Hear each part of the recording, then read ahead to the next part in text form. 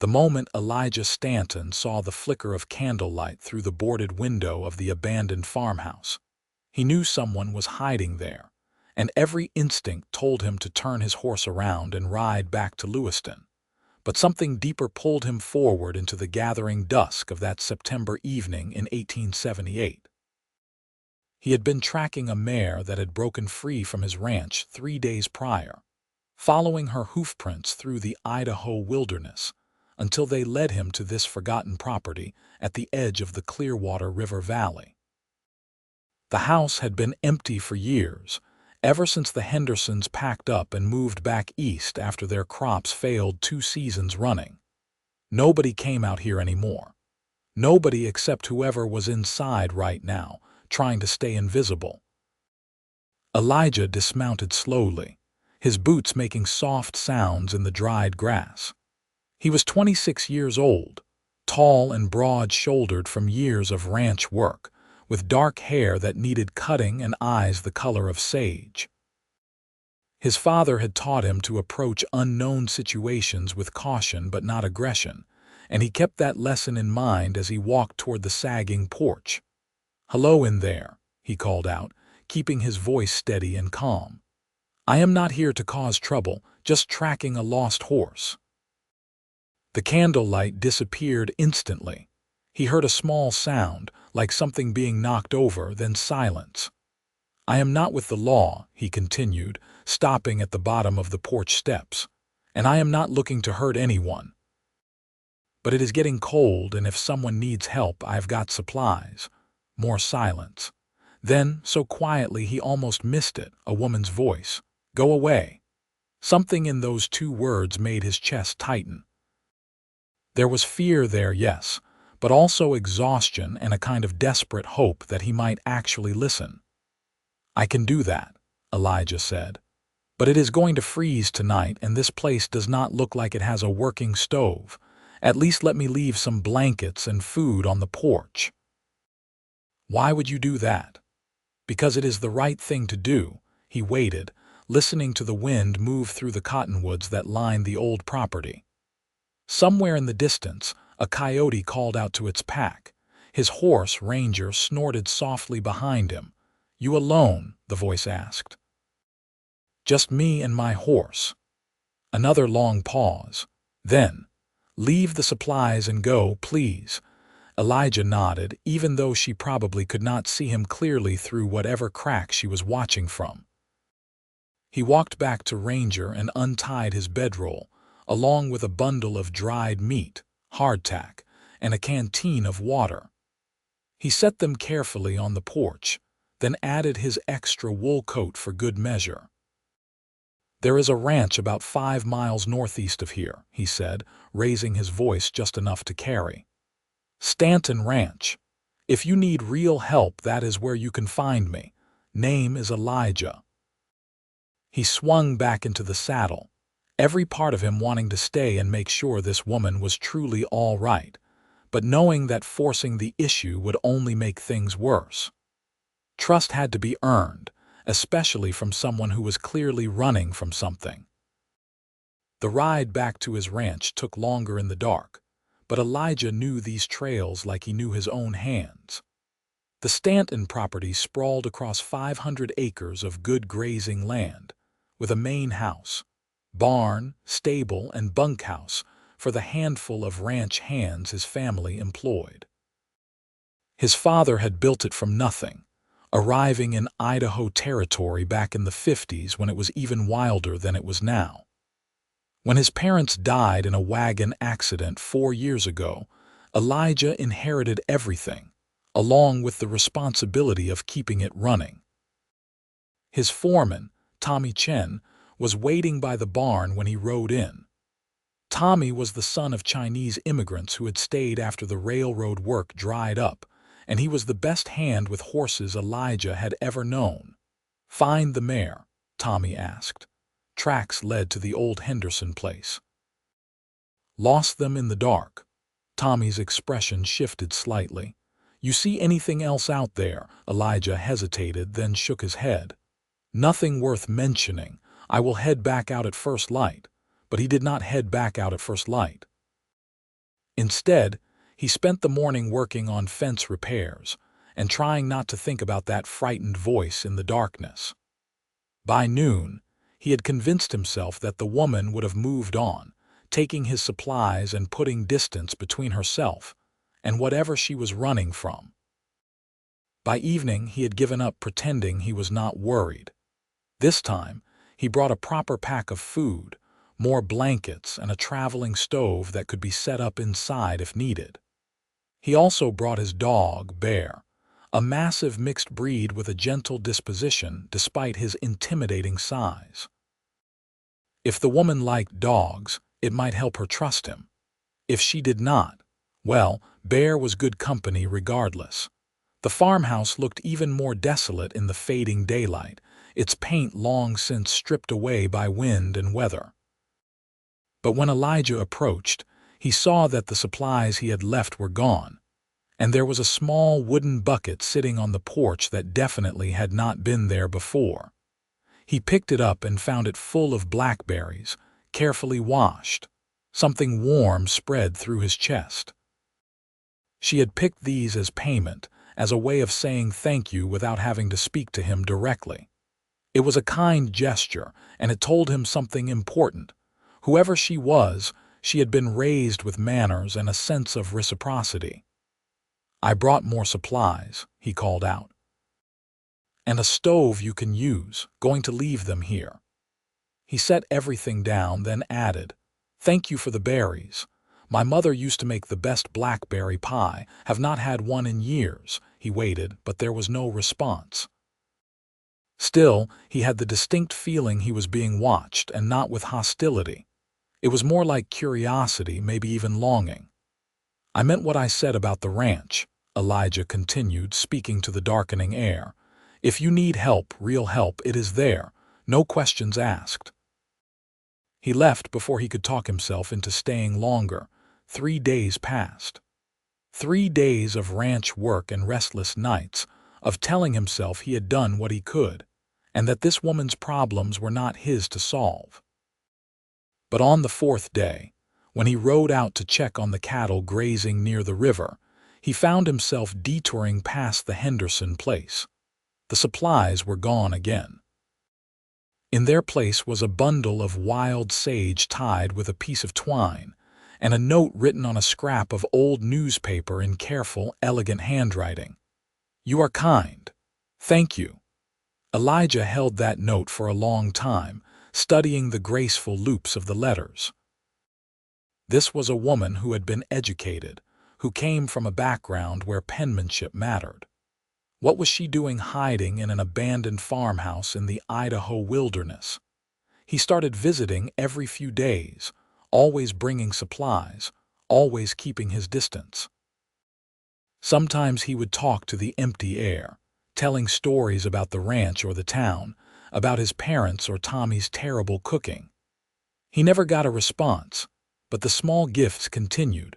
Bundles of herbs, a carved wooden spoon, wildflowers pressed between 2 pieces of bark. 2 weeks after that first encounter, everything changed. Elijah arrived at sunset, as was his habit, and immediately knew something was wrong. The door was hanging open, creaking on its rusty hinges. The careful order he had sensed in his previous visits was gone, replaced by obvious signs of struggle. "Hello," he called, his hand instinctively moving to the rifle on his saddle. "Are you here?" A weak sound came from inside, barely audible. He dismounted quickly, signaling Bear to stay close, and approached the doorway with his heart hammering against his ribs. She was huddled in the corner of what had once been a parlor, wrapped in the blankets he had brought, shivering despite the warmth of the evening. Even in the dim light, he could see that she was beautiful in a way that made his breath catch dark auburn hair tumbling past her shoulders, full curves evident even beneath the layers of fabric, and a face that would have looked at home in a painting. But what captured his attention most were her eyes, wide and dark and full of pain. "I fell," she whispered. "Twisted my ankle, cannot walk." Elijah moved carefully into the room, not wanting to frighten her more than she already was. Now that he was closer, he could see the swelling around her left ankle and the way she was cradling it protectively. "How long have you been like this?" "Since yesterday morning. I tried to stand, but—" She trailed off, biting her lip against obvious pain. "Let me help you," he said, crouching down a few feet away. "I can take you to town to the doctor." "No," the word came out sharp and panicked. "No town, no doctor, please. You need medical attention. I need to stay hidden." Her voice broke on the last word, and he saw tears streaming down her face. "You do not understand. If they find me, they will take me back." Elijah sat down slowly, giving her space. "Who will take you back?" She shook her head, fresh sobs shaking her shoulders. "I cannot tell you. The less you know, the safer you are. My ranch is private property," he said quietly. "Nobody comes there without my permission. You would be safe, and I have medical supplies that could help that ankle." "Why are you doing this?" she asked, looking at him with those devastating eyes. "You do not know me. You do not owe me anything. Because you are hurt and scared and I have the means to help. That is all the reason I need." She studied him for a long moment, and he could see the war playing out across her face, the desperate need for help battling against whatever fear had driven her into hiding in the first place. Finally, she nodded, just once. "Okay. But please, if anyone comes looking, if anyone asks questions, you never saw me. Promise me." "I promise." Getting her onto Ranger took careful maneuvering and caused her obvious pain, but she bit back her cries and gripped the saddle horn with white-knuckled determination. Elijah swung up behind her, acutely aware of how she felt against him, soft and warm and trembling. He wrapped one arm around her waist to steady her and felt her stiffen, then gradually relax into the support. "What is your name?" he asked as they started the journey back to his ranch. Another hesitation, then, Nora Dawson." "Nice to properly meet you, Nora Dawson. I am Elijah Stanton, but I already told you that." "You did." Her voice was barely above a whisper. "I heard you every time you came, all those stories you told. They helped." Something warm bloomed in his chest. "I am glad."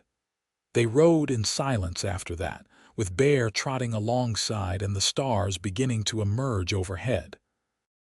Elijah could feel Nora's exhaustion in the way she gradually leaned more weight against him, her head eventually coming to rest just below his shoulder. She smelled like wood smoke and sage, and something sweetly feminine that made his pulse quicken. He barely knew this woman, but already he felt fiercely protective of her. Already he wanted to know everything about her, where she came from, what she was running from, what made her smile. Already he sensed that finding her in that abandoned farmhouse was going to change his life in ways he could not yet comprehend. The ranch house was dark when they arrived, which meant Tommy and the other hands were still in the bunkhouse playing cards as they did most evenings. Elijah was grateful for the privacy as he helped Nora down from the saddle and half carried her into the house. His mother had kept a beautiful home, and Elijah had done his best to maintain it despite his lack of domestic skills. The main room had a large stone fireplace, comfortable furniture, and braided rugs on the polished wood floors. He settled Nora onto the sofa and quickly lit several lamps, flooding the space with warm light. In the brightness, he got his first real look at her, and it took effort to keep his expression neutral. She was stunning, with delicate features, full lips, and curves that would make any man take notice. But it was more than her physical beauty that drew him. There was an intelligence in her eyes, a strength beneath the fear, that called to something deep in his soul. She was also filthy, with dirt streaking her face and clothes that had clearly not been washed in weeks. Her dress had once been fine, he could tell by the quality of the fabric and the careful stitching, but now it was torn and stained and hanging off one shoulder. "Let me see your ankle," he said, kneeling beside the sofa. Nora hesitated, then lifted the hem of her dress just enough to reveal her injured foot. The swelling was worse than he had thought, spreading up past her ankle toward her calf, and the skin had taken on an ugly purple color. "I've got supplies that will help," he said, trying to keep his voice calm despite his concern. "But this needs to be wrapped properly, and you need to stay off it for at least a week. I cannot impose on you for that long. You are not imposing. You are injured." He stood and moved toward the kitchen. "I am going to get the medical kit and some water for washing. Do not try to stand up." "I was not planning on it," she said with a hint of dry humor that made him smile. When he returned with supplies and a basin of warm water, he found her looking around the room with obvious curiosity. Her gaze lingered on the photographs on the mantel, his parents on their wedding day, himself as a boy standing next to his father's prize stallion. "You have a nice home," she said softly. "Thank you. My mother had a talent for making things comfortable." He set the basin down and pulled up a chair. "This might hurt. Everything hurts already. What is a little more?" But she gasped when he began cleaning the injury, her hands clutching at the sofa cushions. Elijah worked as gently as he could, his jaw tight with the effort of not causing her more pain than necessary. When he wrapped the ankle with clean bandages, he was careful to keep his touch clinical, even though he was intensely aware of the silkiness of her skin and the little sounds she made with each breath. "There," he said finally, sitting back. "That should help. I will make a willow bark tea for the pain, and tomorrow I will see if Tommy can find some arnica in town." "Who is Tommy?" "My foreman. He has worked here since my father hired him 10 years ago. Good man, completely trustworthy." He stood and gathered the soiled bandages. "Are you hungry?" "Starving," she admitted, "but I do not want to be any trouble." "Stop saying that. You are not trouble." He paused, then added more softly, "You are a guest, and guests get fed." He made his way to the kitchen and began pulling together a meal from what was available: cold chicken, bread, cheese, pickled vegetables, and some of the blackberry preserves his neighbor Mrs. Chen had made from the berries he had traded her. It was not fancy, but it was substantial. When he brought the plate out to Nora, her eyes widened. "This is too much. Eat what you can. The rest we'll keep for later." He watched as she took her first bite, and the expression of pure bliss that crossed her face made something tighten in his chest. How long had she been surviving on whatever she could forage in the woods? How long had she been hungry and cold and alone? "This is the best thing I have ever tasted," she said, and he could hear tears in her voice. "It is just chicken. It is heaven." They sat in comfortable silence while she ate, Elijah pretending not to notice when she carefully licked her fingers clean of every last crumb. Bear had settled at her feet, and she absently reached down to scratch behind his ears. "He likes you," Elijah observed. "I like him. We did not have dogs growing up. Father thought they were too messy." It was the first personal detail she had offered, and Elijah filed it away carefully. "Where did you grow up?" Her expression immediately shuddered. "I would rather not talk about my past, if that is all right." "Whatever you are comfortable with." She looked at him for a long moment, something like wonder in her eyes. "You really mean that, do not you? You are not going to press me for answers or demand explanations for helping me. I figure you will tell me when you are ready. Until then, it is none of my business." Most men would not see it that way. "I am not most men." "No," she said softly. "You are not." The moment stretched between them, charged with something neither was quite ready to name. Finally, Nora broke eye contact and looked down at her empty plate. "Thank you for the meal, and for everything else. I do not know how I can ever repay you. You do not need to repay me. Everyone wants something eventually." There was a hardness in her voice that made him wonder what she had endured, what had taught her to be so suspicious of kindness. "The only thing I want is for you to heal and feel safe. That is all." She studied him again, and he could see her trying to decide whether or not to believe him. Finally, she nodded. "Where should I sleep?" "The guest room upstairs. But those stairs are going to be a challenge with your ankle." He stood and held out his hand. "Let me help." Nora hesitated, then placed her hand in his. Even that simple contact sent electricity racing up his arm, and from the way her breath caught, he thought maybe she felt it too. He pulled her carefully to her feet, or rather, her one good foot, and let her drape her arm over his shoulders. Getting her up the stairs was an awkward, slow process that involved a lot of hopping and more than a few bitten-back curses. By the time they reached the guest room, they were both breathing hard and trying not to laugh at the absurdity of it. "That was graceful," Nora said, and there was actual humor in her voice now. "We are definitely going to need to figure out a better system if you are staying here while you heal." "Maybe I could just sleep down on the sofa." "Absolutely not. You need a proper bed and privacy." He helped her over to the four-poster bed that had belonged to his grandmother. "There is a wash basin and clean water, and I will bring up one of my mother's nightgowns. It might be a little short on you, but it will be more comfortable than sleeping in your dress." "You do not have to do that, Nora." He waited until she looked at him. "Let me help you, please." Something in her expression crumbled, and he saw how close she was to breaking completely. "I am not used to people being kind without wanting something in return." "Then get used to it, because that is how things work here." He left before she could argue further, retrieving one of his mother's nightgowns from the trunk in his own room where he had carefully stored her belongings after her death. The fabric still smelled faintly of her lavender sachets, and he felt the familiar ache of loss as he carried it back to Nora. "This was your mother's?" Nora asked, touching the soft cotton with reverent fingers. "She would have wanted someone to use it. No sense in it sitting in a trunk forever." "I will take good care of it. I know you will." He moved toward the door, then paused. "My room is just down the hall if you need anything during the night. Do not hesitate to call out." "Elijah." She said his name softly, and it sounded like music. "Thank you for seeing me.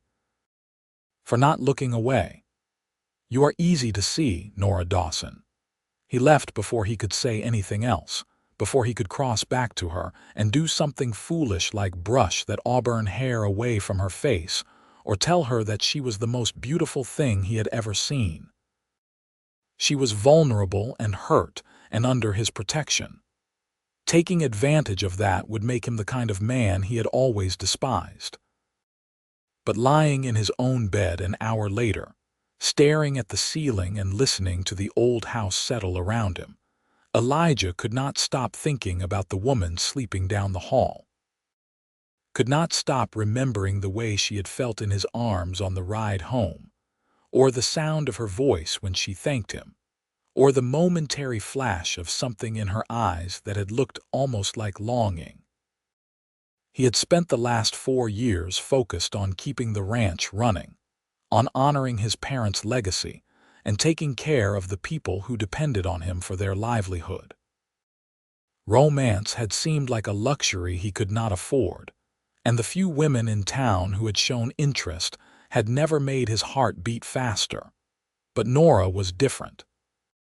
Nora made him feel like he was waking up from a long sleep, like colors were suddenly brighter and sounds were clearer, and the world was full of possibilities he had stopped imagining. He barely knew her, and already she felt like his missing piece. Morning came too early, with Tommy knocking on the door before the sun had fully cleared the horizon.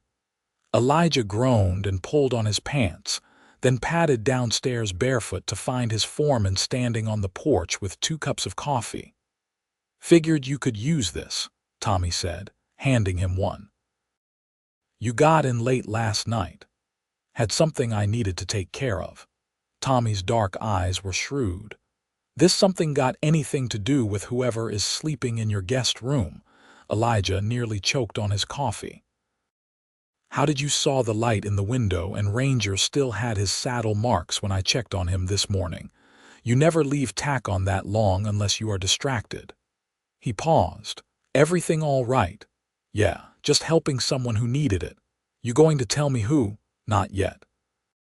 Maybe not ever. Depends on what she decides." He met Tommy's gaze steadily. "But I need you to trust me on this, and I need you to keep it quiet. Nobody can know she is here." Tommy nodded slowly.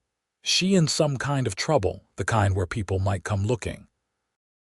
The kind where I need you and the boys to keep eyes open for strangers asking questions." "Done. Anything else? Can you pick up some arnica in town today? And maybe some tea, the kind women like, and—" He ran a hand through his hair, suddenly feeling awkward. "Maybe a dress. Something simple but nice." Tommy's expression shifted into something that might have been a smile. "What size?" Elijah thought about Nora's curves, the way she had fit against him. "She is, not thin. Maybe ask Mrs. Chen for advice." "I can do that."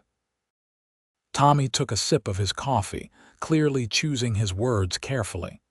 "Just be careful, boss. Whatever this is, whoever she is, make sure you are thinking straight." "I am always thinking straight." "Yeah, but I have never seen you look at someone the way you probably look at this mystery woman. Just watch your heart. That is all I am saying." After Tommy left, Elijah made breakfast eggs, bacon, biscuits with honey and carried it upstairs on a tray. He knocked softly on the guest room door and heard a muffled sound that might have been permission to enter. Nora was sitting up in bed, her hair a tangled mass around her shoulders, his mother's nightgown slipping off one smooth shoulder. She looked sleepy and vulnerable and so lovely that he nearly dropped the tray. "Morning," he managed. "Brought you breakfast. You did not have to do that. You cannot walk down the stairs, so yes, I did." He set the tray across her lap and tried not to notice how the morning light made her skin glow. "How is the ankle?" "Better. Still hurts, but not as bad as yesterday." She looked down at the food and blinked rapidly. "This is too much again. You need to build your strength back up. Eat." He sat in the chair by the window while she ate, answering her questions about the ranch and the land and the life he had built here. She asked intelligent questions and listened to his answers with genuine interest, and he found himself talking more than he usually did, telling her things he had not shared with anyone else. "It sounds like you love it here," she said eventually, scraping up the last of her eggs. "I do. This land is in my blood. Cannot imagine being anywhere else. I envy that, knowing where you belong." "You do not know where you belong." She looked away toward the window where the morning sun was painting the mountains gold. "I thought I did once, but I was wrong." "What changed?" "I realized that the place I thought was home was actually a prison." The words hung heavy in the air between them. Elijah wanted to press for more information, wanted to understand what had driven her into hiding, but he had promised not to push. "Well," he said quietly, "you are not in a prison now. You are free here to rest and heal and figure out what comes next." "What if what comes next involves people looking for me? What if I bring danger to your door? Then we will handle it together." "Why would you do that?" "Risk everything for a stranger." He met her eyes, those beautiful dark eyes that held so much pain and fear and tentative hope.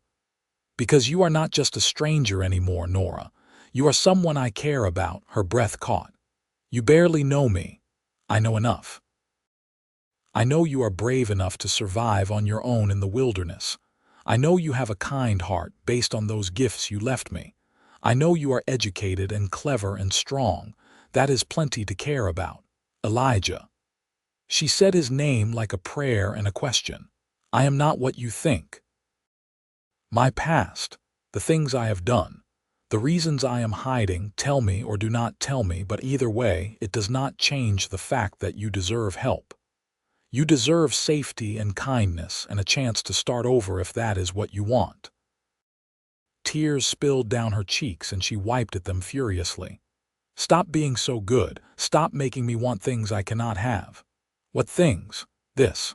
A normal life. Someone who looks at me like I matter, like I am more than just." She trailed off, shaking her head. Elijah stood and crossed to the bed, sitting carefully on the edge.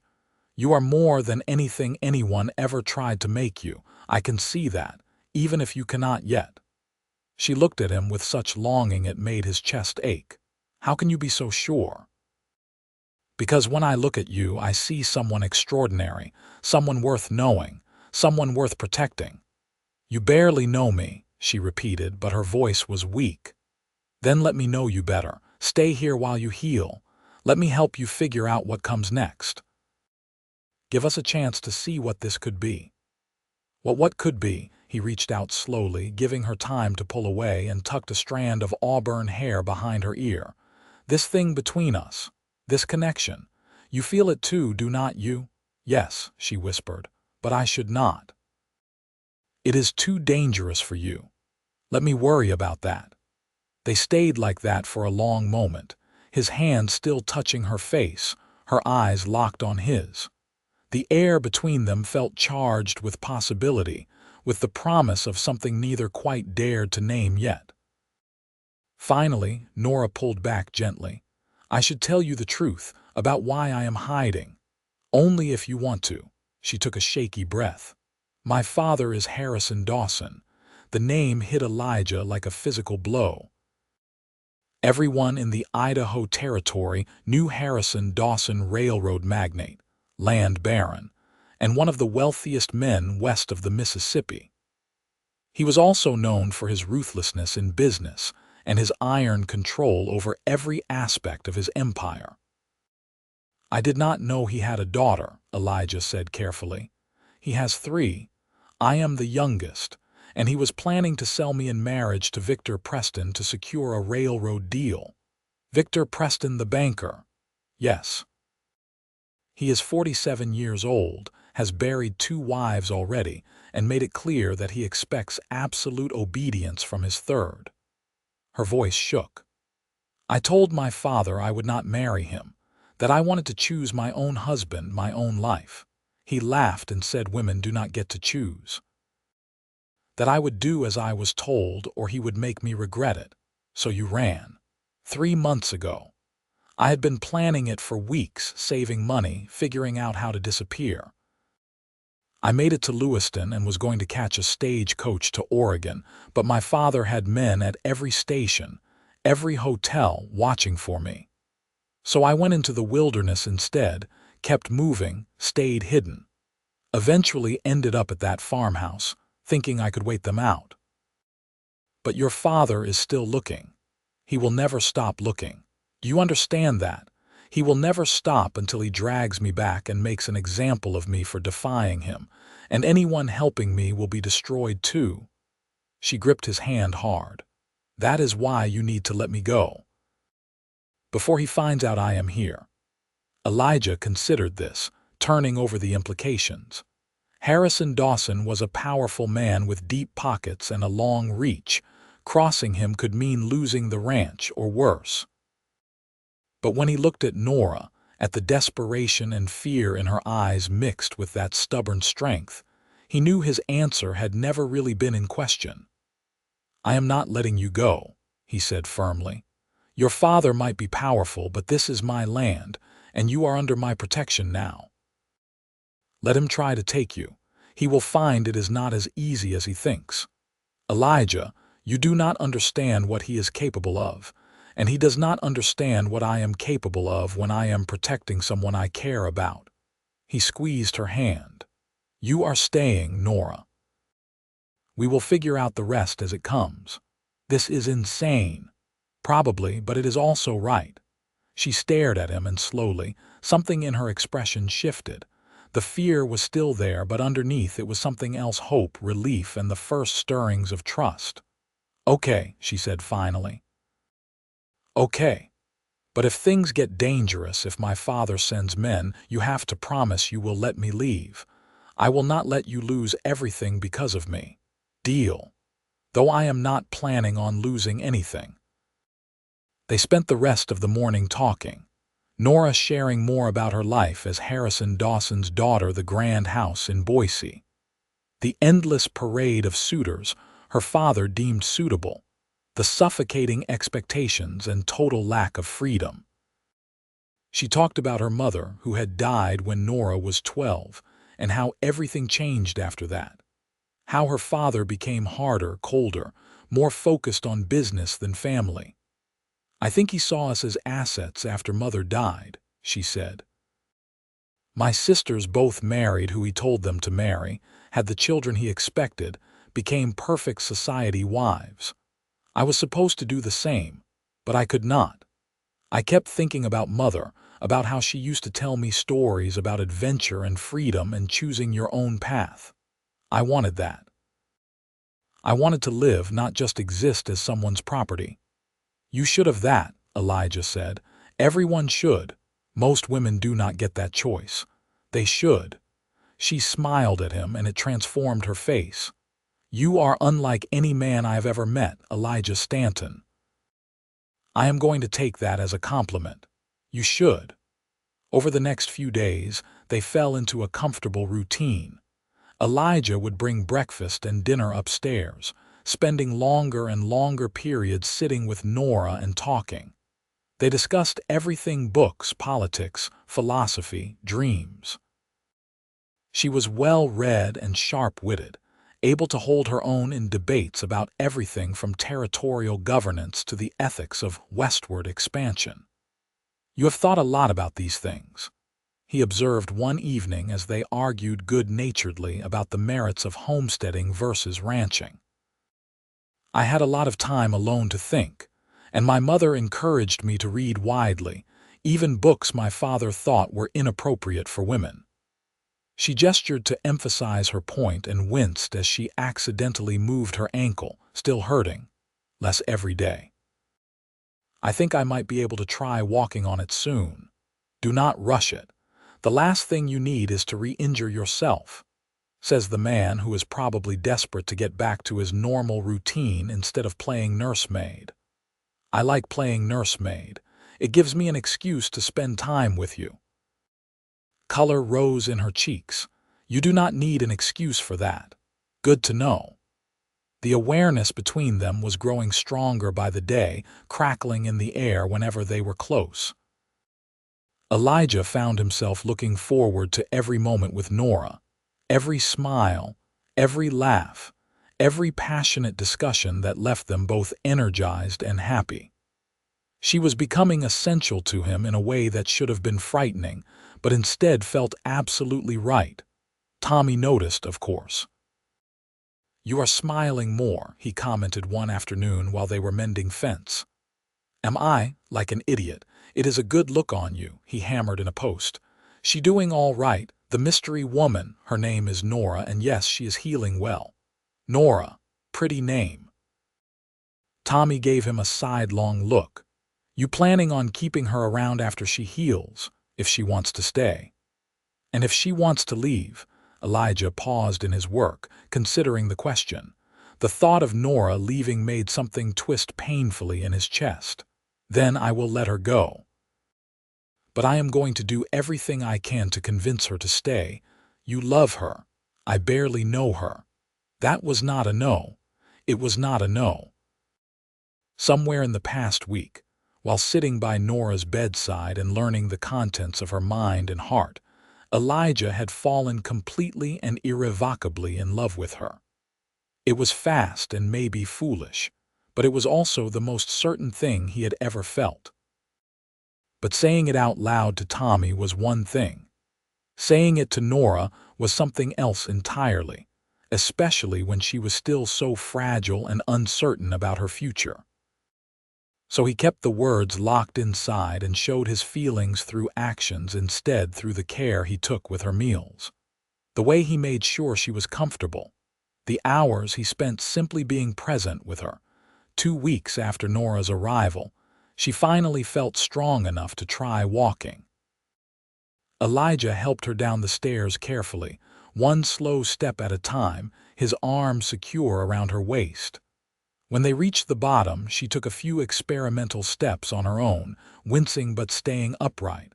"How does it feel?" he asked. "Sore but stable. I think it is healing." She took a few more steps, then looked at him with shining eyes. "I can walk, Elijah. I can actually walk. Told you the body wants to heal if you give it time. Can I go outside? I have been staring at walls for weeks. I want to see the sky."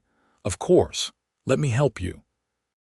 They walked slowly out onto the porch, Nora leaning on his arm more for security than necessity. The afternoon sun was warm on their faces, and a breeze carried the scent of grass and horses and distance.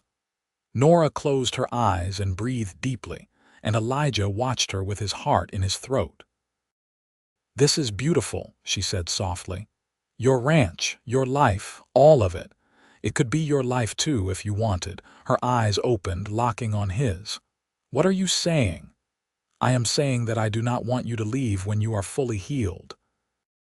I am saying that I have never met anyone like you, and I cannot imagine going back to how things were before you were here." He took her hand, his thumb brushing over her knuckles. "I am saying that I think you are my missing piece, Nora. The part of me I did not even know was missing until I found you." "Elijah." Her voice broke. "I feel the same way.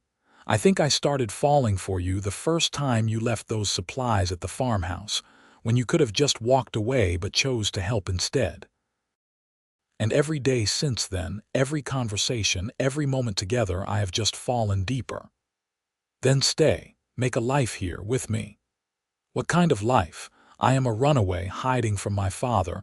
You would be harboring me, lying to anyone who asks. That is no way to build something real." "Then we will make it real. We will figure out a way to make you legally free of your father's control." "I am 23 years old. By law, I am already free of his control. But law does not mean much when you are Harrison Dawson. He owns judges, sheriffs, politicians. Who is going to stand up to him? I will. You cannot fight him alone." "I will not be alone. I have got Tommy and the boys and people in town who believe in doing the right thing. Your father might be powerful, but he does not own everyone." Elijah cupped her face gently. "I am not going to let him take you back, Nora, not without one hell of a fight." Tears streamed down her cheeks. "Why are you doing this? Why are you willing to risk everything?" "Because I love you." The words fell between them like stones into still water, rippling outward.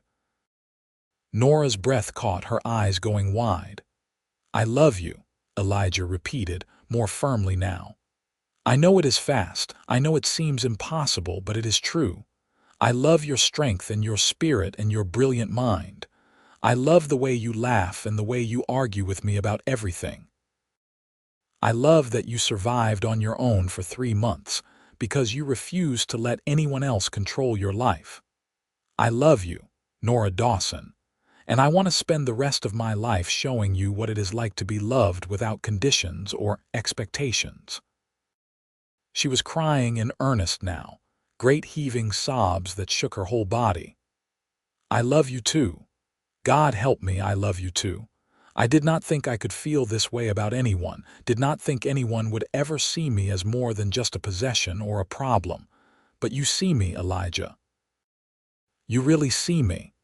He pulled her into his arms, holding her tight while she cried against his chest. "I see you," he murmured into her hair, "and you are extraordinary." They stood like that for a long time, wrapped around each other on the porch while the sun began its descent toward the mountains. When Nora finally pulled back, her eyes were red but shining with something that looked like joy. "So what do we do now?" she asked. "Now we start building a life together. We keep you safe, we find a legal way to ensure your father cannot force you back, and we figure out the rest as we go. That's simple, that's simple," she laughed, a real laugh that lit up her whole face. "Nothing about this is simple. Maybe not. But it is right, I know it is right. I know it too." She reached up and touched his face, her fingers soft against his jaw. "When did you know that you loved me?" "Probably that first night when I heard your voice in the darkness. But I was sure of it the morning I brought you breakfast, and you looked at me like I had given you the world instead of just eggs and bacon. You gave me more than breakfast. You gave me hope that there was something better out there, that I had been right to run instead of resigning myself to a miserable marriage. You are always right to run toward freedom, even when it is terrifying, especially then." She studied him for a long moment, then rose on her toes, careful of her still healing ankle, and kissed him. It was soft and tentative at first, a question more than a statement. But when Elijah wrapped his arms around her and pulled her closer, the kiss deepened into something that felt like a promise, like the beginning of everything. When they finally broke apart, both breathing hard, Nora rested her forehead against his. "I want to marry you," she whispered. "Yes. I mean it. I want to make this official, make it harder for my father to claim me. If I am your wife, he will have less legal ground to stand on." "Is that the only reason you want to marry me? As protection?" "No." She pulled back enough to meet his eyes. "I want to marry you because I love you. Because I want to build a life with you. Because every time I imagine my future, you are in it. The protection is just a very convenient bonus." Elijah felt like his heart might burst out of his chest. "Then yes, let us get married." "How?" "We cannot exactly walk into town and announce our engagement. My father has people everywhere. We will figure it out. Tommy mentioned that there is a circuit preacher who comes through the area. Maybe we can arrange for him to perform the ceremony here quietly." "And what about after?" "What happens when my father eventually learns I am here, that I am married? Then we deal with it together, as husband and wife." The next few weeks passed in a blur of preparation and anticipation. Tommy quietly reached out to the circuit preacher, Reverend Matthews, and arranged for him to come to the ranch on a Sunday in late October. Mrs. Chen, Tommy's mother, was brought into confidence and immediately took Nora under her wing, helping alter one of Elijah's mother's old dresses into something suitable for a wedding. "You are a brave girl," Mrs. Chen said one afternoon while pinning the hem. "Running from powerful father, starting new life. Very brave. Or very foolish," Nora said with a nervous laugh. "Same thing sometimes. Bravery and foolishness look very similar until you see how story ends." She stood and surveyed her work. "You love Elijah more than I thought possible." "He love you, he says so. I see so. He looks at you like you are sun and moon together. Good man, that one. You are lucky." "I know." Mrs. Chen patted her hand. "He is lucky too. You have fire in you. You will not let life make you small." Nora's eyes filled with tears. "Thank you for saying that. Just truth. Now stop crying or I will have to take in the dress again." The day of the wedding dawned clear and cool, with aspens turning gold on the mountainsides and the air smelling of autumn. Nora woke early in the guest room, though she had been spending more and more evenings downstairs with Elijah. They had agreed to maintain separate sleeping arrangements until after the ceremony, and felt butterflies rioting in her stomach. She was about to marry a man she had known for less than 2 months, in a ceremony that would be witnessed by only a handful of people, with no family present and no guarantee of what the future held. It should have terrified her. Instead, she felt nothing but joy. Mrs. Chen arrived mid-morning to help her dress, pinning her auburn hair into an elegant twist and weaving in small white flowers that she had somehow procured, despite the late season. The dress was beautiful ivory cotton with delicate lace at the collar and cuffs, fitted to show her curves but modest enough to be appropriate. "You look like bride," Mrs. Chen pronounced. "Beautiful bride for good man. I am so nervous." "That is normal, but you trust Elijah, yes?" "With my life." Then trust that this is right. Trust your heart. Downstairs, Elijah was having similar conversations with Tommy as he struggled with his collar in front of the mirror. "Stop fidgeting," Tommy said. "You look fine." "I look like I am strangling." "All grooms look like that." "Part of the tradition." Elijah glared at his reflection. "I should have just kept my work clothes on." "And offended Mrs. Chen after she spent 3 days altering your father's good suit. Do you have a death wish?" Despite his nerves, Elijah smiled. "Fair point. You sure about this?" Tommy asked, his tone more serious now. "Once you are married, there is no hiding her. People will know. Word will spread. Her father will find out eventually. I am sure. I would marry her in the middle of Lewiston's Main Street if it would make her feel safer." "You have got it bad." "I really do." The ceremony took place in the main room of the house, with Reverend Matthews standing before the fireplace and the handful of guests Tommy, Mrs. Chen, and 3 of the ranch hands who had been told the basic situation and sworn to secrecy arranged in a semicircle. Someone had brought in wildflowers and spread them around, making the space feel festive despite the small gathering. When Nora descended the stairs on Mrs. Chen's arm, Elijah forgot how to breathe. She was radiant, glowing with happiness and love, and the sight of her in his mother's altered dress made his eyes burn with emotion. This was really happening. This extraordinary woman was about to become his wife. Nora walked toward him with tears streaming down her face, not bothering to hide her joy or her nervousness. When she reached him, he took her hand and whispered, "You are the most beautiful thing I have ever seen. You are not so bad yourself, Cowboy." Reverend Matthews cleared his throat. "Shall we begin?" The ceremony was simple and heartfelt, with traditional vows that took on extra meaning given the circumstances. When Elijah promised to love and protect Nora for all his days, he meant it with every fiber of his being. When Nora promised to honor and cherish him, her voice rang with certainty. "I now pronounce you husband and wife," Reverend Matthews said with a warm smile. "You may kiss your bride, son." Elijah did not need to be told twice. He pulled Nora close and kissed her thoroughly, pouring every ounce of love and promise into it. She kissed him back with equal passion, her arms wrapping around his neck. From somewhere behind them, Tommy whistled, and Mrs. Chen made a happy sound. When they finally broke apart, both flushed and grinning, Reverend Matthews chuckled. "I would say you two are off to a good start." The celebration that followed was small but joyful, with Mrs. Chen producing an impressive meal seemingly out of nowhere and the ranch hands breaking out instruments for impromptu music. Elijah danced with his wife, in the middle of the room, holding her close and marveling at how perfectly she fit in his arms. "Happy?" he asked, deliriously. "You?" "I did not know it was possible to be this happy." "Me either." They danced until the sun set and the lamps were lit, until the guests finally departed with hugs and congratulations, until it was just the 2 of them standing in the main room of the house that was now truly their home.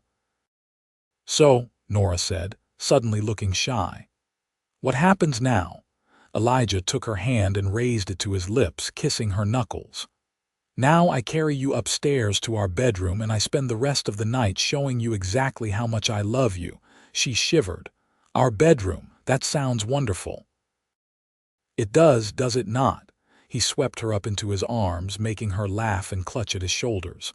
"My ankle is healed, you know, I can walk." "I know, but this is tradition and I am a traditional man." "Are you now, when it suits me?" He carried her up the stairs and into what had been his room but was now theirs, setting her gently on the bed.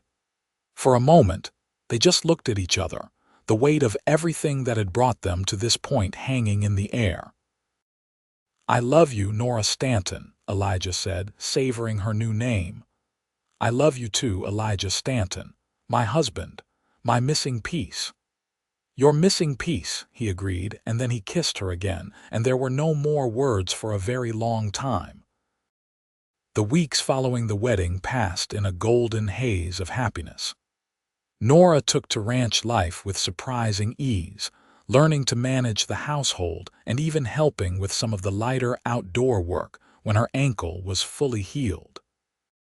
She was a natural with the horses, patient and gentle but also firm when needed, and Elijah loved watching her confidence grow with each passing day. "You are a ranch wife now," he teased one evening as they sat on the porch watching the sunset. "I am I not? Who would have thought?" She leaned her head on his shoulder. "My father would be horrified." It was the first time she had mentioned her father in weeks, and Elijah felt her tense slightly at her own words. "You still worried about him finding you?" he asked gently. "Always." "I do not think that fear will ever fully go away, but it is getting smaller. Every day here with you makes me feel more grounded, more real. Like maybe I actually get to have this life instead of having it ripped away. Nobody is ripping anything away, I promise you that." "You cannot control everything, Elijah." "No, but I can be prepared. And I am." He had been taking precautions, quietly asking around town about any strangers asking questions about young women, making sure the ranch hands knew to be alert for unusual activity. So far, there had been nothing. It was possible that Harrison Dawson had given up his search, or that he had no idea his daughter was less than 20 miles from Lewiston. It was also possible that he was just biding his time. November arrived with the first significant snowfall, blanketing the ranch in white and making the world feel quiet and muffled. Nora loved the snow, standing at the window and watching it fall with childlike wonder. "We did not get much snow in Boise," she explained. "Nothing like this. It is magical. Wait until January when it is piled to your waist and you cannot get to the barn without digging a path. See if you still think it is magical then." "I will, because I will be warm inside this house with my husband, and that makes anything magical." She was right, of course. The winter months were some of the happiest of Elijah's life, even when the work was hard and the weather brutal. Having Nora to come home to, having her laughter and conversation and warmth, made everything else fade into insignificance. They spent long evenings by the fire, talking and reading and simply being together. Nora taught him card games she had learned from her mother, and he taught her to whittle simple shapes from wood. They made love with increasing confidence and passion, learning each other's bodies and desires, creating a physical intimacy that matched the emotional connection between them. "I never knew it could be like this," Nora whispered one night, curled against his chest in the darkness. "I thought marriage was supposed to be an obligation, something women endured, but it is joy." "It is joy," Elijah agreed, running his fingers through her hair. "Every single day. I want to give you children.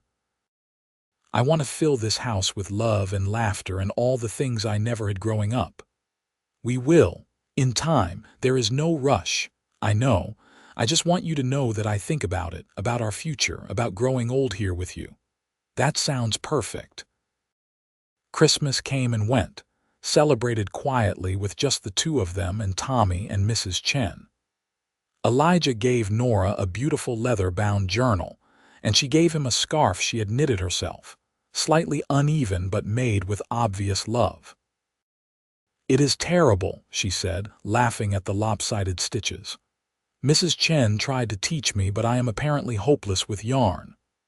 "It is perfect," Elijah said firmly, wrapping it around his neck. "Because you made it for me. You are biased.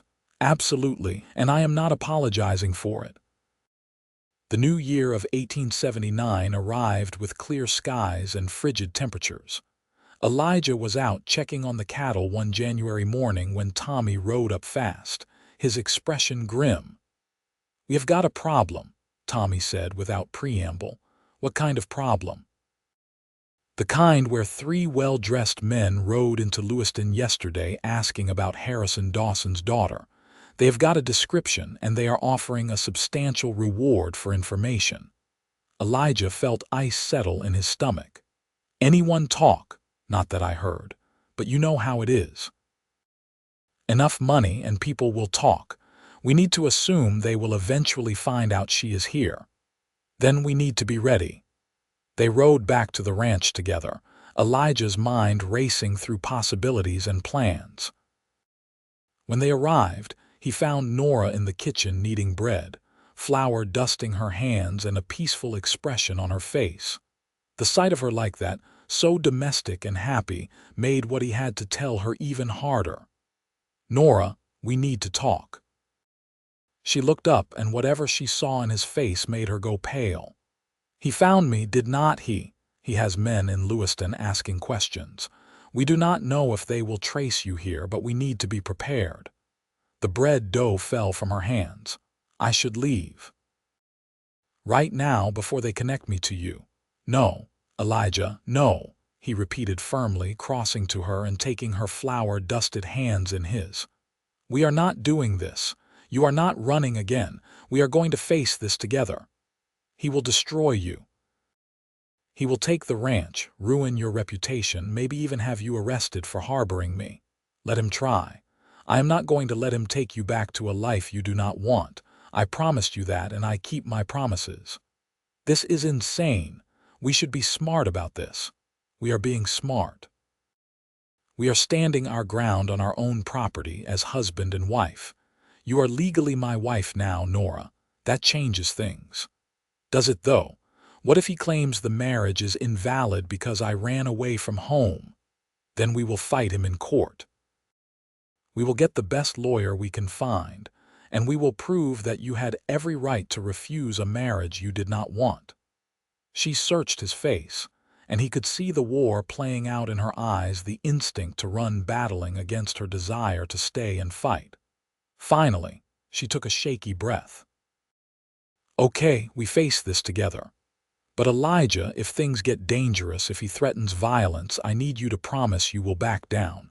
Your life is worth more than my freedom." "No, it is not, and I am not backing down regardless. You are the most stubborn man I have ever met. You knew that when you married me." Despite the fear in her eyes, she managed a small smile. "I did not I?" They spent the next 2 days preparing, making sure the ranch hands were alert and that the house was secure. Elijah sent Tommy into town to hire a lawyer, a man named Samuel Harper, who had a reputation for taking on difficult cases and not backing down from powerful opponents.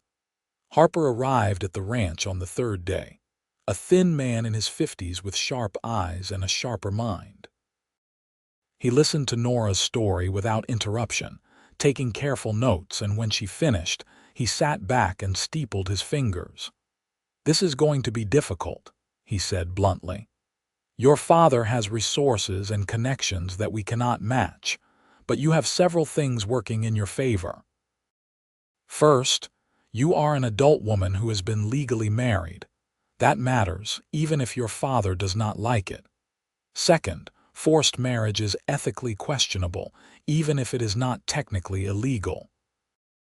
If we can demonstrate that you had reasonable cause to fear for your well-being, we can argue that your flight was justified. Third, your husband here is a respected property owner with his own standing in the community. That gives you credibility. What about the men asking questions in town?" Elijah asked. "I will pay them a visit and make it clear that if they set foot on this property without legal cause, they will be trespassing and subject to arrest. That might not stop them, but it will slow them down and make them think twice about using intimidation tactics." "What if they do not care about legal niceties?" Nora asked quietly.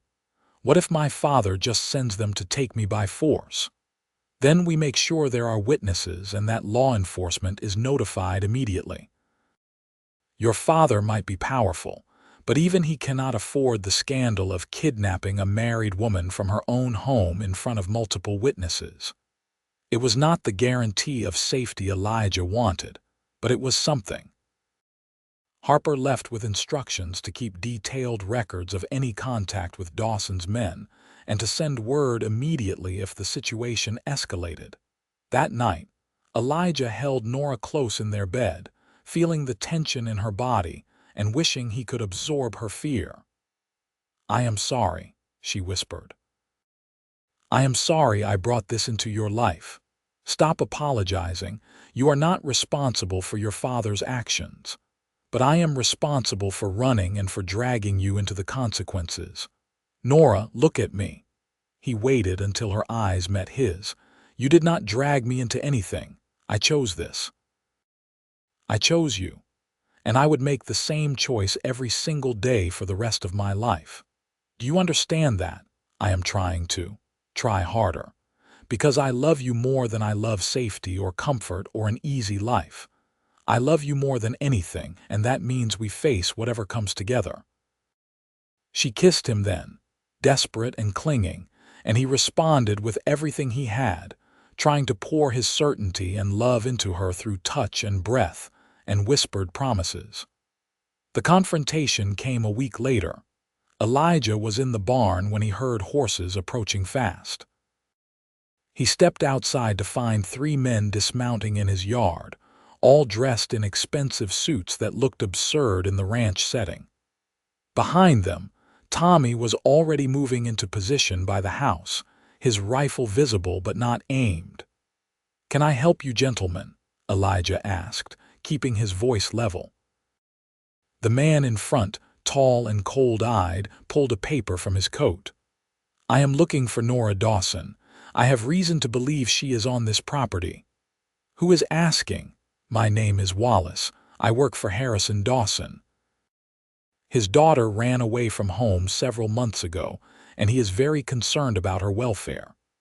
"Is he now?" Elijah crossed his arms. "Seems to me that if he was concerned, he would have come himself instead of sending hired men. Mr. Dawson is a busy man. He has tasked me with bringing his daughter home safely." "Well, there is no Nora Dawson here. Are you sure about that? Because we have reliable information that she has been seen in this area." "There is a Nora Stanton here. She is my wife, but no Nora Dawson." Wallace's expression flickered with irritation. "Mr. Dawson is aware that his daughter may have entered into some kind of arrangement while she was confused and vulnerable. Any such arrangement is invalid, as Miss Dawson is under her father's protection. Mrs. Stanton is 23 years old and married. She is not under anyone's protection except her husband's. Let me see her. Let me confirm that it is her, and we can discuss this reasonably." "I do not think so. You are on my property uninvited, and I am asking you to leave." One of the other men stepped forward, his hand moving toward his coat. Instantly, Tommy's rifle came up, aimed and steady. "I would not do that if I were you," Tommy said calmly. Wallace held up a hand, stopping his companion. "There is no need for violence. We are simply trying to help a young woman who is clearly not thinking straight. My wife is thinking perfectly straight, and she has made it clear she does not want to see her father or anyone he sends. Mr. Dawson is prepared to be very generous to anyone who cooperates with his search, and very difficult for anyone who obstructs it. Is that a threat? It is a statement of fact. Mr. Dawson is a powerful man with powerful friends.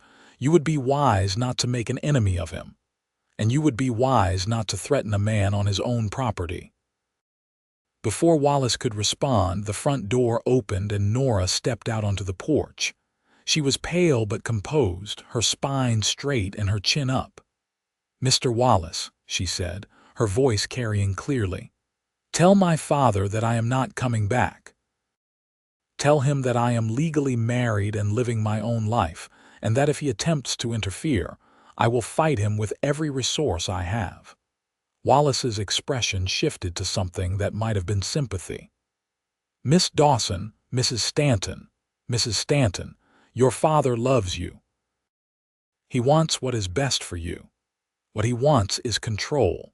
What he wants is to use me as a bargaining chip in his business dealings. That is not love, Mr. Wallace, and I am done pretending otherwise. He is offering Victor Preston's withdrawal from the engagement if you come home. You would be free to remain unmarried if that is what you choose. Until he finds another use for me.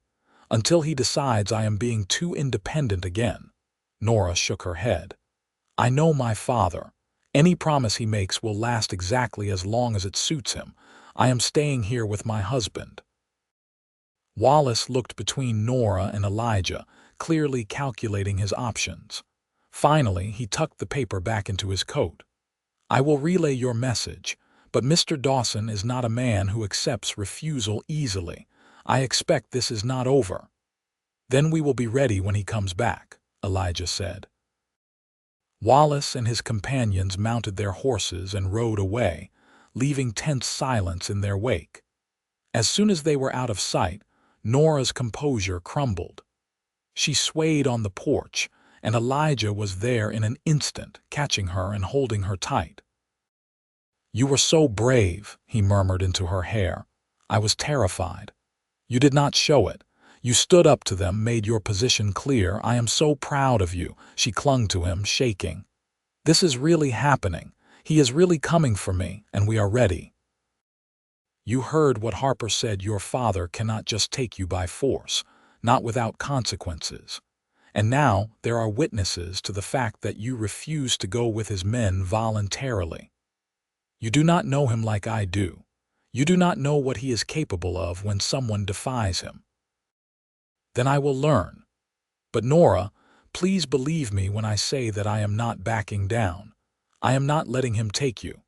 Over the next few weeks, they waited for the next move, tension singing through the household like a taut wire. Harper sent word that he had filed formal papers with the territorial court documenting Nora's marriage and her refusal to return to her father's home. It was a preemptive strike, creating a legal record that would make it harder for Dawson to claim ignorance or confusion. But the expected confrontation did not come. Instead, something worse happened. The ranch started having problems. Fences were cut in the night, cattle were spooked and scattered, supplies were stolen from the barn. Nothing huge, nothing that could be directly traced back to anyone, but enough to be disruptive and expensive. It is them, Tommy said grimly after finding another section of fence destroyed. Dawson's men. They are trying to pressure you into giving up. Not going to work, Elijah said. But inside, he felt anger building. He could deal with direct confrontation, but this slow campaign of sabotage was harder to fight. Nora felt it too, the weight of knowing that her presence was causing problems for people she cared about. Maybe I should, she started one evening. No, Elijah interrupted. Do not even finish that sentence. We are not giving in to intimidation tactics. But the ranch, your livelihood, means nothing without you. Do you understand? I would burn every acre to the ground before I let your father have you. Do not say things like that. Why not? It is true. She covered her face with her hands.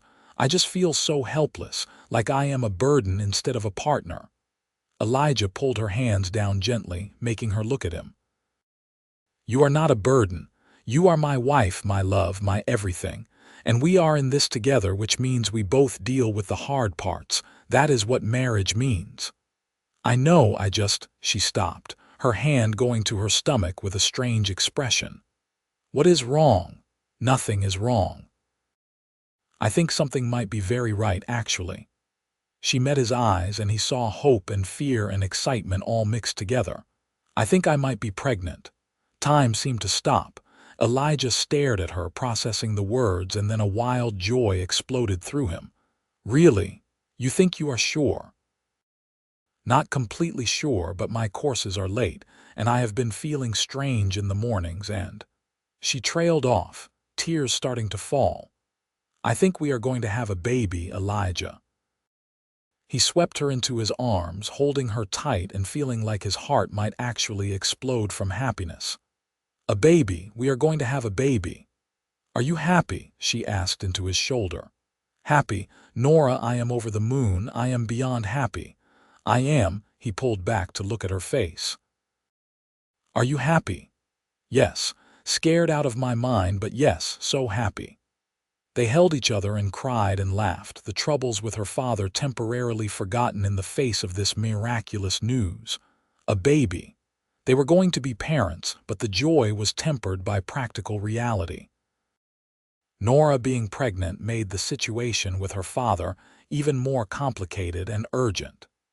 If Dawson found out, it might push him to more extreme measures, claiming she was not capable of making decisions in her condition or some other excuse to exert control. "We need to be smart about this," Elijah said. "We keep it quiet for now, at least until we know for sure, and we make sure Harper knows so he can factor it into any legal strategy." Agreed. Mrs. Chen confirmed the pregnancy 2 weeks later with a knowing smile and gentle hands on Nora's belly. "Baby come in late summer, I think. August, maybe September." "You are sure?" Nora asked. "Very sure. I delivered many babies. I know the signs." She patted Nora's hand. "You will be good mother, and Elijah will be good father. This is happy thing." It was a happy thing, the happiest thing. As winter gave way to early spring and Nora's belly began to show the first small signs of change, Elijah found himself in awe of the life they were creating together. Every conversation turned to the baby at some point, what they would name him or her, what kind of parent they wanted to be, how they would keep their child safe in a world that could be harsh and unpredictable. "I want them to be free," Nora said one evening, her hand resting on her barely there bump. "Free to choose their own path, free to be whoever they want to be, not trapped by expectations or family obligations." "They will be," Elijah promised. "Because they will have you as a mother, and you know better than anyone what that kind of freedom means." The sabotage at the ranch had stopped after the fence cutting, but Elijah remained on alert. Silence from Harrison Dawson felt more ominous than active harassment. It meant the man was planning something, regrouping for a bigger move. The move came in May. Elijah was in town buying supplies when Harper found him, his usually composed expression agitated. "We need to talk. Now." They stepped into Harper's office, and the lawyer immediately pulled out a thick stack of papers. "Dawson is suing you for alienation of affection and for harboring his daughter against her will. He is also petitioning the court to have your marriage annulled on the grounds that Nora was mentally unstable when she agreed to it."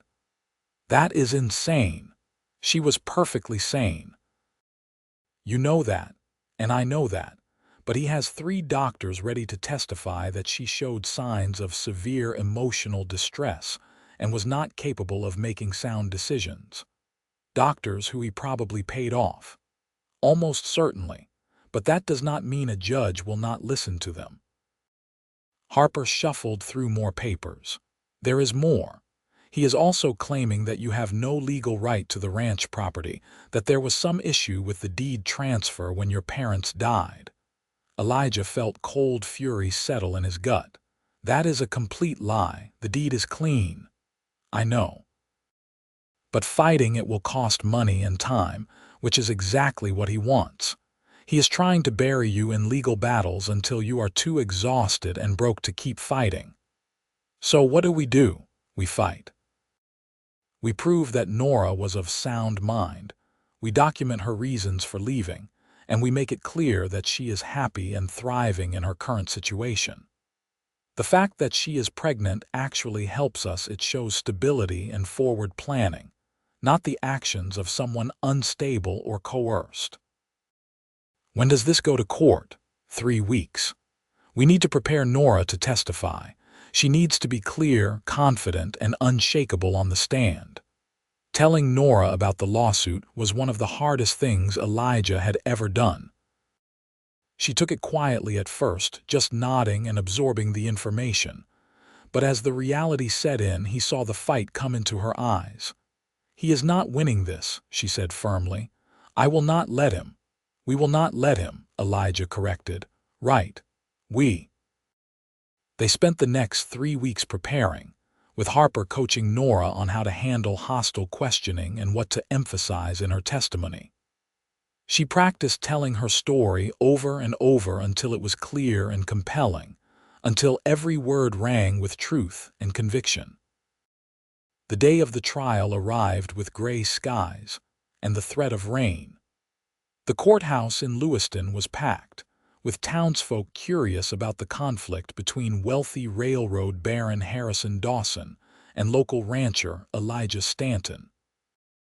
Elijah held Nora's hand as they walked in, feeling her trembling slightly despite her composed expression. Harrison Dawson was already seated in the courtroom, and seeing him in person for the first time was a shock. He was a large man, imposing and stern, with iron-gray hair and eyes like chips of ice. He looked at Nora with such cold fury that Elijah instinctively moved to block his view. "Do not let him intimidate you," he whispered to Nora. "I will not." The trial began with Dawson's lawyer, a slick man named Cromwell, laying out their case. He painted Nora as a confused, emotionally fragile young woman who had fled her loving home in a moment of panic and been taken advantage of by an opportunistic rancher. He brought forward the doctors, who testified about her supposed mental instability based on nothing but Dawson's descriptions of her behavior. Then, it was Harper's turn to present their defense, and he was methodical and devastating. He called neighbors and friends who testified to Nora's obvious happiness and competence. He presented evidence of Dawson's attempt to force her into marriage with Victor Preston, including a letter from Preston himself confirming the arrangement. He documented the harassment and sabotage at the ranch, connecting it back to Dawson's hired men. And finally, he called Nora to the stand. She stood slowly, her pregnancy now obvious in the swell of her belly, and walked to the witness stand with her head high. Elijah watched her take the oath and settle into the chair, his heart in his throat. Harper led her through her testimony gently, letting her tell her story in her own words. She spoke clearly about her father's increasing control after her mother's death, about his demands that she marry Preston, about her fear of what her life would become if she stayed. She talked about hiding in the wilderness, about Elijah finding her and helping her, about falling in love and choosing to build a life with him. "Mrs. Stanton," Harper said, "your father's lawyers have suggested you were not of sound mind when you married Elijah Stanton. How do you respond to that?" "I was desperate when I ran," Nora said, looking directly at her father. "I was scared and alone, but I was not crazy. I knew exactly what I was doing. I was choosing freedom over a life of forced obedience. And when I met Elijah, when he showed me what real kindness and respect looked like, I chose to build a life with him. That was not insanity. That was the sanest decision I have ever made." Cromwell stood for cross-examination, and Elijah tensed. This was the dangerous part, where they would try to rattle her and make her seem unreliable. "Mrs. Stanton," Cromwell began with false sympathy, "is it not true that you were living in squalor when Mr. Stanton found you, that you were barely surviving?" "I was living in an abandoned farmhouse and foraging for food, yes, because I had no other choice if I wanted to remain free, or running from loving family who wanted to help you, running from a father who saw me as property to be traded." That is a harsh accusation. Can you provide any proof of this claim beyond your own interpretation? I have the letter from Victor Preston. I have the memory of my father telling me that women do not get to choose their own futures. I have the evidence of him sending men to find me and bring me back against my will. Perhaps he was simply concerned about a daughter who was clearly not capable of caring for herself. I am perfectly capable of caring for myself, Nora interrupted, her voice sharp. I survived 3 months alone in the wilderness. I built a marriage and a home. I am carrying a child. Those are not the actions of someone incapable. Cromwell tried several more approaches, but Nora did not waver. She answered every question with clarity and conviction, never losing her composure even when Cromwell's questions became openly hostile. By the time she stepped down from the stand, Elijah could see that the people in the courtroom were convinced. They believed her. The final witness was Harrison Dawson himself. He took the stand with obvious confidence, a man used to being obeyed and respected. But Harper was ready for him. "Mr. Dawson," Harper began, "did you tell your daughter that she had to marry Victor Preston?" "I suggested that it would be a good match," suggested, or demanded. "I may have been firm in my recommendation." "And when she refused, what did you do?" "I explained why the marriage was important for the family." "Did you threaten her?"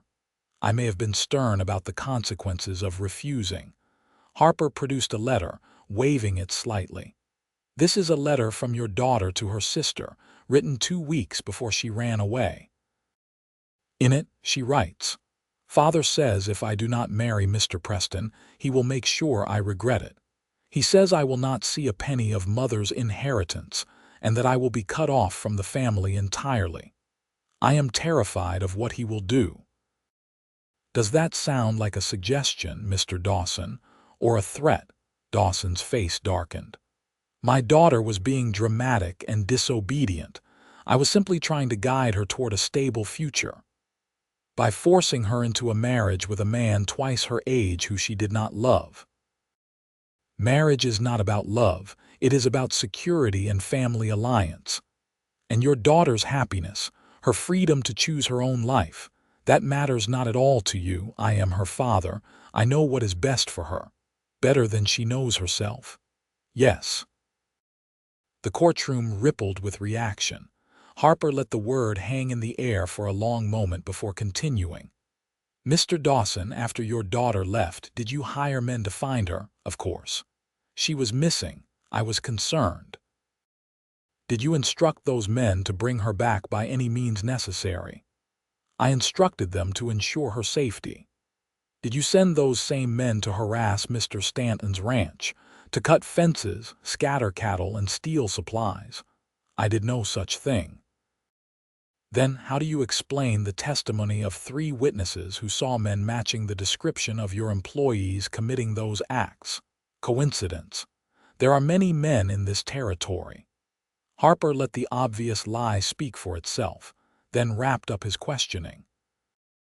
By the time he was finished, Harrison Dawson looked less like an imposing baron and more like a controlling tyrant who had lost sight of his daughter's humanity.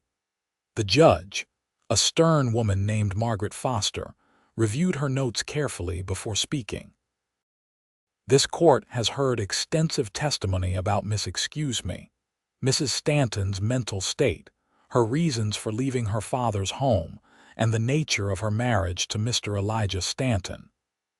Based on the evidence presented, I find no reason to believe Mrs.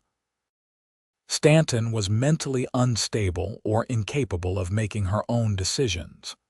To the contrary, she appears to have made a rational choice to leave a controlling situation and build a life of her own choosing." Elijah felt relief flood through him, but Judge Foster was not finished. "As for the petition to annul the marriage, I find no legal grounds for such action. Mrs. Stanton was of legal age, was not coerced, and clearly consented to the marriage. The fact that her father disapproves is not grounds for annulment." She looked directly at Harrison Dawson. "Mr. Dawson, I understand that you believe you were acting in your daughter's best interest, but your daughter is an adult woman with the legal right to make her own choices about her life and her marriage. This court will not support your attempt to override those choices." She banged her gavel. "Petition for annulment is denied. All other charges are dismissed. This case is closed." The courtroom erupted in noise. Nora turned to Elijah with tears streaming down her face, and he pulled her into his arms, holding her tight while she sobbed against his chest. They had won. They had actually won. Across the courtroom, Harrison Dawson stood, his face a mask of fury. For a moment, Elijah thought he might storm over and try to physically take Nora. But Harper stepped between them, his expression warning, and after a long, tense moment, Dawson turned and walked out without a word. "Is it really over?" Nora asked, her voice muffled against Elijah's shirt. "It is really over. You are free. Legally, officially free." They stayed in town that night, celebrating with Tommy and Mrs. Chen at the hotel restaurant. Nora ate with better appetite than Elijah had seen in weeks. The weight of fear finally lifted from her shoulders. "I cannot believe it is over," she kept saying. "I keep thinking I am going to wake up and find out it was all a dream." "Not a dream," Elijah assured her. "Reality, our reality." As they were leaving the restaurant, a man approached Victor Preston himself. He was exactly as Nora had described, older, cold-eyed, everything about him speaking of money and power. "Mrs. Stanton," he said with a tight nod. Nora stiffened but held her ground. "Mr. Preston, I want you to know that I have informed your father I have no interest in pursuing any arrangement involving you. You have made your choice clear, and I respect that. Thank you." He started to turn away, then paused. "For what it is worth, I think you made the right choice. Your father is a difficult man, and you deserve better than a marriage of convenience to someone who does not love you." He glanced at Elijah. "You are lucky to have found something real." Then he was gone, leaving them standing in the street. "That was unexpected," Elijah said. "Very." Nora leaned against him. "But I appreciate it nonetheless." They rode back to the ranch the next morning, both exhausted but lighter than they had been in months. The land looked beautiful in the spring sunshine, with new grass greening the hills and wildflowers dotting the meadows. It felt like a new beginning, like they could finally breathe without looking over their shoulders. "Thank you," Nora said as they approached the house. "For what?" "For fighting for me. For believing in me. For giving me the courage to stand up to my father." "You have always had that courage, Nora. I just gave you a safe place to use it. You gave me everything." "No," he said, bringing her hand to his lips. "You gave me everything. You made my life complete. You are my missing piece, remember?" "I remember," she smiled. "And you are mine." The rest of the pregnancy passed peacefully. Nora bloomed with health and happiness, her belly growing round and her face glowing. She spent her days preparing the nursery, sewing baby clothes with Mrs. Chen's patient instruction, and reading every book she could find about childbirth and infant care. Elijah was equally consumed with preparation, building a beautiful cradle from cedar wood and making sure everything was ready for the baby's arrival. He was also hopelessly overprotective, worrying every time Nora did anything more strenuous than sitting. "I am pregnant, not made of glass," she reminded him repeatedly. "I know. I just want to make sure you are safe." "I am safe. I have never been safer or happier in my entire life." The baby came on a hot August evening, arriving with the sunset in a rush of pain and effort and finally, triumph. Mrs. Chen served as midwife, her experienced hands guiding Nora through the process while Elijah held her hand and tried not to panic at her cries. "Push now," Mrs. Chen instructed. "Baby is almost here." Nora pushed with everything she had, and suddenly there was a new sound in the room, a baby's wail, strong and healthy and absolutely perfect. "It is a boy," Mrs. Chen announced, placing the squalling infant on Nora's chest. "Beautiful boy." Elijah stared at his son, at the tiny scrunched face and waving fists, and felt his entire world shift. This was his child. His and Nora's. A whole new person they had created together. "He is perfect," Nora whispered, tears streaming down her face as she cradled the baby. "Elijah, look what we made. I see him. He is incredible." They named him James William Stanton after Elijah's father and Nora's late grandfather. From the first moment, he was loved fiercely and completely by everyone on the ranch. Tommy carved him toys, Mrs. Chen knitted endless tiny garments, and the ranch hands took turns standing guard over the house with paternal pride. "This is what family is supposed to be," Nora said one evening as she nursed James while Elijah held them both. "Not blood obligation or duty, but love and choice and people who show up for each other." "You are giving him what you never had," Elijah observed. "We are giving him what we both have now. A home where he is loved for who he is, not what someone wants him to be." James grew fat and happy, a smiley baby who loved being held and sung to. Elijah discovered reserves of patience he never knew he had, walking the floor with his son at all hours and finding joy in even the most exhausting moments of new parenthood. When James was 3 months old, they received an unexpected letter. It was from Nora's sister Catherine, whom she had not heard from since running away. "Nora," the letter read, "I heard about the trial and your victory. I am so proud of you for standing up to Father. I wish I had your courage. I want you to know that Father has finally accepted that you are not coming back. He told me last week that you are dead to him, which in his twisted way is probably the closest he will come to letting you go. He has also forbidden any of us from contacting you, which is why this letter is being sent in secret. I hope you and your husband are happy. I hope you have found the freedom that Mother always wanted for us. If you ever want to write back, send letters to Mrs. Alina Grant at the Boise Hotel. She is a friend and will get them to me. Love always, Catherine." Nora cried when she read it, but they were healing tears. Her sister's blessing meant more than she could express, a bridge between her old life and her new one. "Are you going to write back?" Elijah asked. "Yes. I want her to know about James, about this life, and I want to leave the door open in case she ever needs what I needed, a safe place to run to. She will always be welcome here." The years passed in a blur of happiness and hard work. The ranch thrived, expanding as Elijah made wise investments and built a reputation for quality horses. Nora became a pillar of the small community, helping new settlers and teaching children to read in their kitchen during winter months. James grew into a bright, curious boy who loved the ranch and everything about it. When he was 3, Nora got pregnant again, this time with twin girls they named Rose and Lily.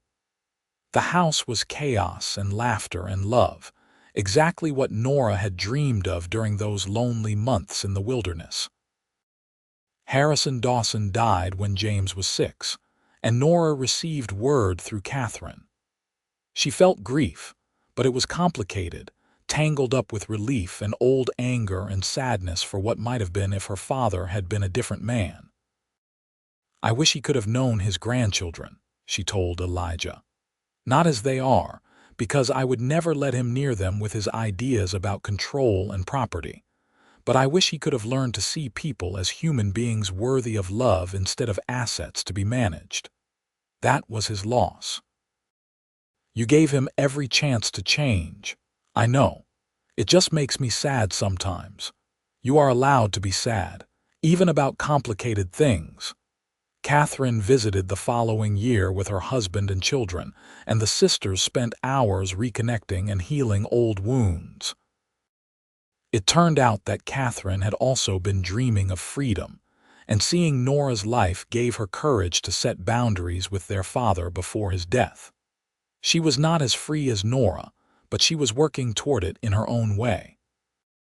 "You changed everything for me," Catherine told her sister as they watched their children play together. "You showed me it was possible to choose differently. I will always be grateful for that." James grew into a young man who was kind and thoughtful, with his mother's intelligence and his father's steady nature. Rose and Lily were wild and joyful, running through the ranch with absolute confidence that they could be and do anything they wanted. On their 20th wedding anniversary, Elijah and Nora stood on the porch of their home watching the sunset paint the mountains gold. They were older now, with lines around their eyes and gray threading through their hair, but the love between them had only deepened with time. "Do you ever think about what would have happened if I had turned around that first night?" Elijah asked. "If I had not left those supplies and just ridden away all the time? I think about how I might have died in that farmhouse, or been caught by my father's men, or just given up completely. I think about how empty my life was before you, how I was just going through the motions, keeping the ranch running but not really living. And now I am alive in every sense of the word, because of you, because you let me find you and because you chose to stay." Nora turned to face him, cupping his weathered cheek in her hand. "I love you, Elijah Stanton. I loved you when you were a voice in the darkness leaving supplies for a stranger. I loved you when you carried me to safety. I loved you when you stood up to my father.